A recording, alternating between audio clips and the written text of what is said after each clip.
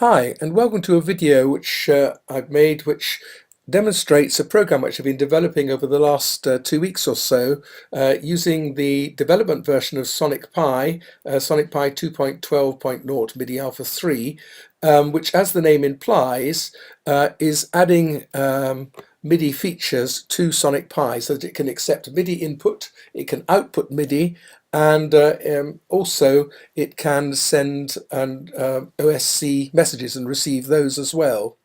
And I've utilized all of these to produce a MIDI player which is capable of playing input from a keyboard or other external instrument, or playing MIDI files, which I'm using the excellent little program MIDI Player X to send to Sonic Pi. This is available in the App Store. It's only about $1.99 and very good value.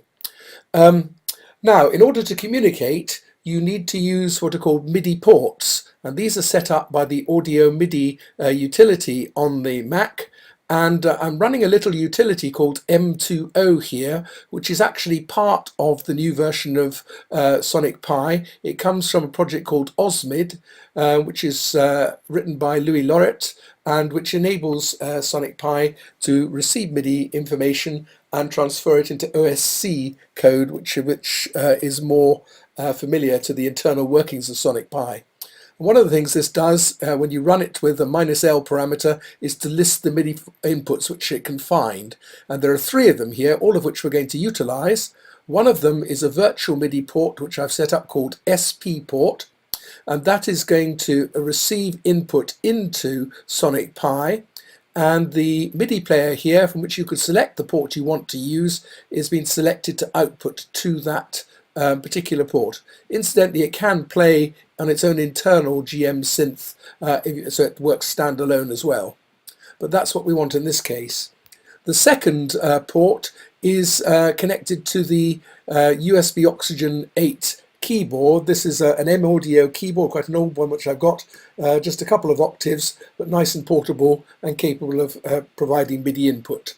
And the third is connected to something called TouchOSC Bridge.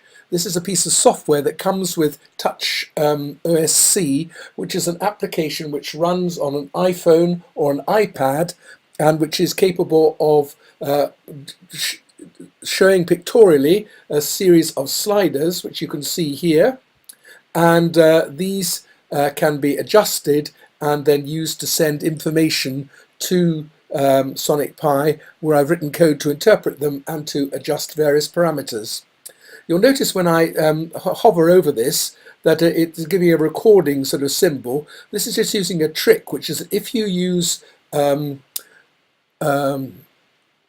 what's it called? QuickTime. If you use QuickTime, then you can set it to record a screen, record video input either from the camera or from an external iPad or connected to the USB port. And so that way we can incorporate the iPad into the video without any difficulty. And then I have the overall screen being recorded by another program called Capto. And I have running in the background also a program called Audio Hijack, which is taking the output from Sonic Pi, feeding it into Capto, and also the output from the microphone and feeding that in so that you can hear what I'm saying. So that's a bit about the what I've got on the screen here, and up here is just a folder with MIDI files, which some of which we're going to select and play on the MIDI player and via Sonic Pi. All of the musical sounds you hear are produced by Sonic Pi synths. There's nothing else to produce them, and that's the object of the exercise. It's really like rather not live coding, but live playing, because what I wanted it to do was to be able to alter in real time some of the parameters which can affect what the synths sound like, and indeed to change the synths which is being used. And this means that you get quite a lot of control over what the sounds are, regardless of the MIDI input which is being fed in. MIDI inputs is just a series of numbers, there are no sounds, and the sounds are generated by the synths inside Sonic Pi. So let's just look at the iPad screen in a little more detail. And you can see that there's a series of sliders. This one here is called cutoff. and you'll see that as I move it, there is a new little screen, section of the screen on the Sonic Pi 12, which can display OSC messages and MIDI messages coming into Sonic Pi. So it's a confidence thing that you're actually getting something coming in. That's going to vary the cutoff. This is going to alter the G verb, which I've applied around all of the synths which are playing, so that we get a fairly echoey effect on them. This is going to affect the volume of the input from the MIDI player. This is because some of the synths, things like mod sine and mod tri and mod FM, are synths where you can actually modulate the frequency, and this is just going to govern how rapidly they modulate. In fact, I find it's been most useful when you set it down to low value, so that when you switch on the mod range, you actually just get it switching to the high frequency of the pair and then back down again. And I've set the modulation range to be equal to an octave, which is then gives quite nice effects. That is the keyboard volume. When we play on the external keyboard, that adjusts the volume that is fed in. And then we've got an attack, sustain and release times, which we can alter for the envelope of the sound which is actually playing.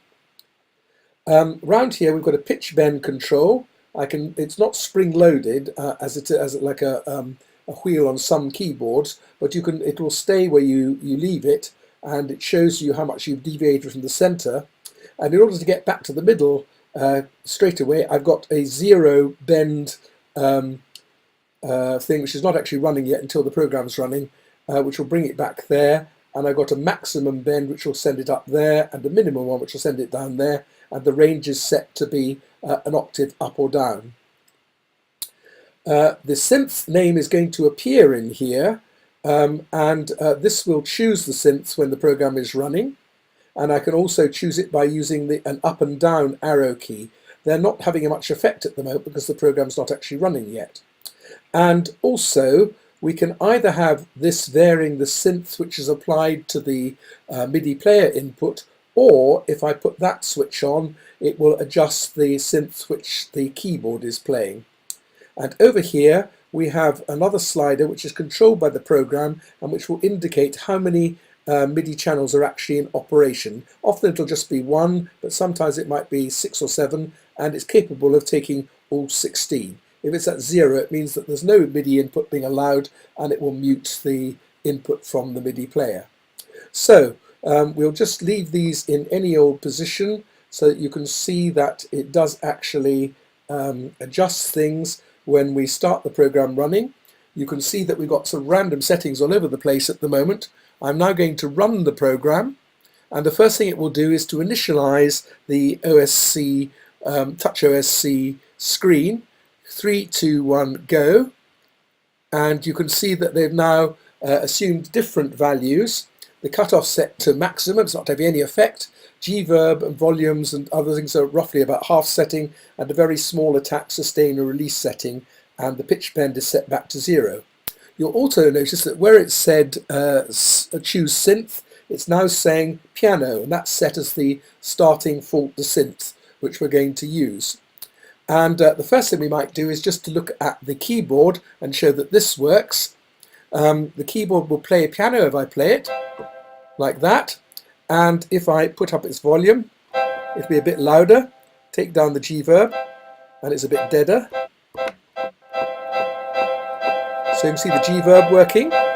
And if I was to turn on that switch, this is now going to allow me to change the synth for the keyboard. Let's go to there. That's a pluck. Up again. Pretty bell. Off it. And I can do larger sweeps just by pulling by hand wherever I want to go. So you can go quickly, jump rather at random because you don't know where you're going to end up, or you can go down one at a time in sequence each time you tap the keys there, up or down. Now if I leave that at, let's say, down there at D pulse, when I turn that switch off again, it goes back to piano because that is, we've not altered the synth which the is applying to the MIDI player, and so that's on piano, whereas the keyboard is on D pulse, which sounds like that.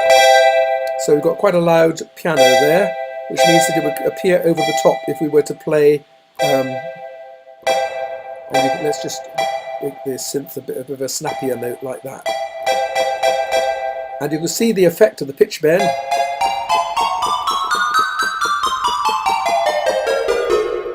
And the buttons to quickly go to any of the extremes. Okay, so that's that. This will allow me to adjust the number of MIDI channels which are in operation. There's now 11 in operation. It simply does it by muting the channels we don't want to use, and that would have them all turned off. We'll turn on one anyway. I'm not sure how the piece I'm going to choose, which is this one, Jelly Roll Blues. We'll drop it onto MIDI player. We'll start playing it immediately. There we go. And that's just got one synth, so that's fine. Let's go back to the piano keyboard.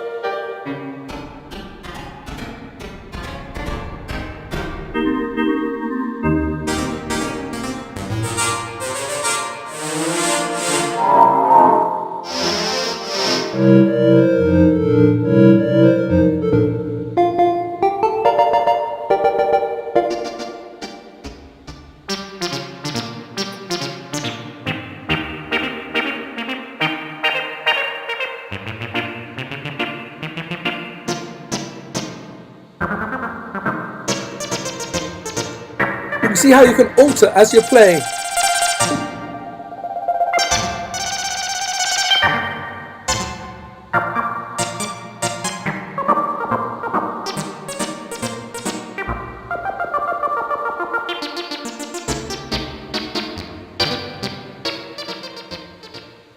You fade in and out.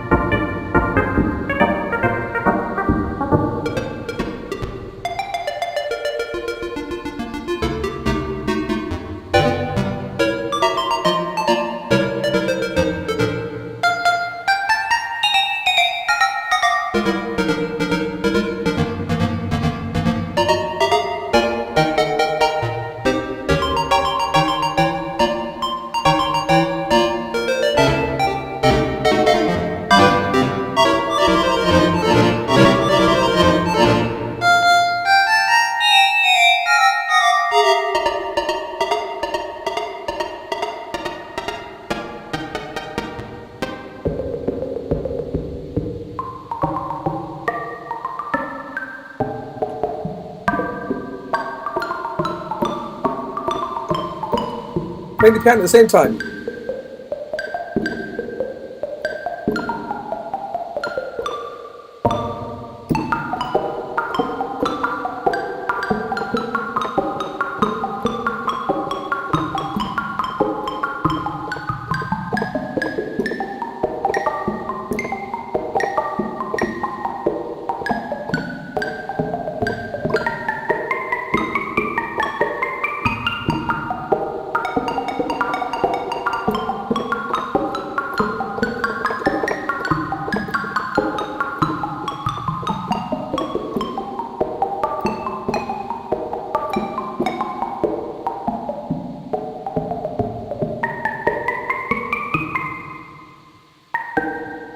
Right, we'll stop that playing. Let's just change to something different, and we'll start off perhaps with a square wave there and choose a different piece.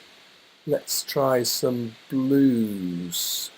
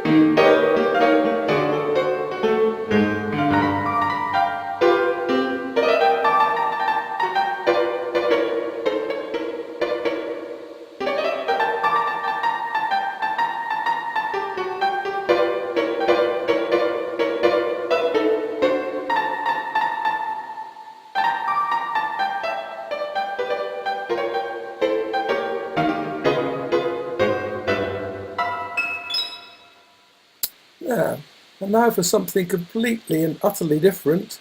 Let's have a go at this.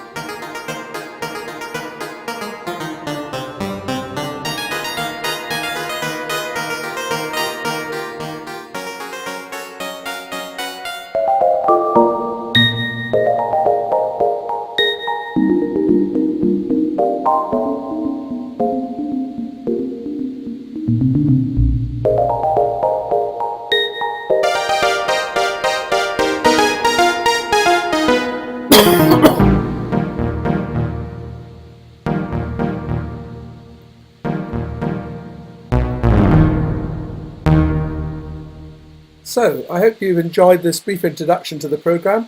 As I hope you can see, it's very, very versatile, and it's been great fun developing it, and even more fun playing with it. Trouble is, I don't get on with doing things. I spend so much time fiddling around just playing with all sorts of different types of MIDI file, and it's amazing some of the effects you can get from these synths in Sonic Pi. An incredibly versatile program, and Sam and Louis and Joe and all the others involved in developing the MIDI software have been congratulated on doing a very good job. It's still got some polishing to go, Sam says, but that's why it's still an alpha version, but it looks forward to great things when the release actually comes along. Thank you for watching.